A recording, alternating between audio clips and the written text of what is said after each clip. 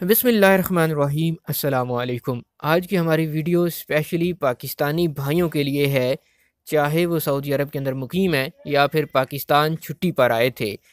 Corona वबा की वजह से ख़ादिम हरमैन शरीफैन के हुक्म पर जब फ़्लाइट्स बंद थीं तो 3 दफ़ा गैर मुल्की जो सऊदी अरब से सफ़र करके गए थे उनके इकामों और खरूज उदा की मुद्दत में तवसी का ऐलान किया गया। आखिरी बार जो ऐलान किया गया उसके मुताबिक 31 मार्च 2022 तक तमाम ऐसे ममालिक जहाँ से फ़्लाइट्स बंद थीं उनके इकामे और खरूज उदा की मुद्दत में इजाफ़े का हुक्म जारी किया गया।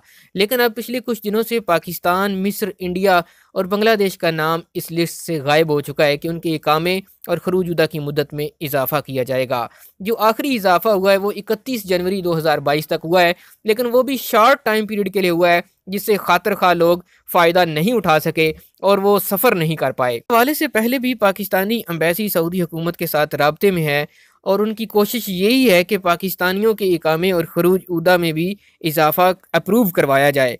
इसके साथ साथ आपको बताता चलें कि ऐसे लोग जिन लोगों के इकामे या खरूज उदा एक्सपायर हैं वो ये काम करें। इंशाल्लाह उम्मीद यही है कि बहुत जल्द आपको अच्छी खबर सुनने को मिलेगी और आपका इकामा और खरूज उदा जो है वो तमदीद हो जाएगा और आप भी इंशाल्लाह बग़ैर किसी फ़ीस के सऊदी अरब का सफ़र कर पाएंगे। आइए आपको बताते हैं कि आपने क्या करना है। पाकिस्तानी एम्बेसी के official Twitter page, official Facebook, social media से ये चीज़ शेयर की गई है जिसमें ये कहा गया है, मुअज़्ज़ज़ ओवरसीज़ पाकिस्तानीज़, अस्सलाम वालेकुम। आपके तमाम मसाइल का बर वक्त हल सफारत खाना पाकिस्तान रियाज़ की अवलीन तरजीह है।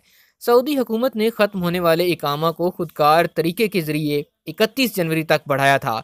ताहम जिन लोगों के इकामा की मुद्दत नहीं बढ़ी या बिल्कुल मुख्तसर मुद्दत के लिए बढ़ी, या वो लोग जिनके कफ़ील या कंपनियां इकामा की मुद्दत नहीं बढ़ा रहे, वो अपने मसले के सिलसिले में फ़ौरी तौर पर अपनी एक दरख्वास्त लिखें जिसमें कंपनी का नाम, किस शहर में उसका हेड ऑफिस है, उसका CR नंबर यानी कमर्शियल रजिस्ट्रेशन नंबर लिखकर आपने ये जो एड्रेस आपको बताया जाएगा CWA1 रियाद RIYADH @gmail.com पर ईमेल करना है और इन दरख्वास्तों पर मुतलका कंपनी या कफ़ील से रब्ता किया जाएगा और सऊदी हुकूमत के साथ भी इस मसले को उठाया जाएगा और इंशाअल्लाह तमाम वर्कर्स, तमाम पाकिस्तानियों के इकामे और खरूज उदा की मुद्दत में इजाफ़ा करवाया जाएगा।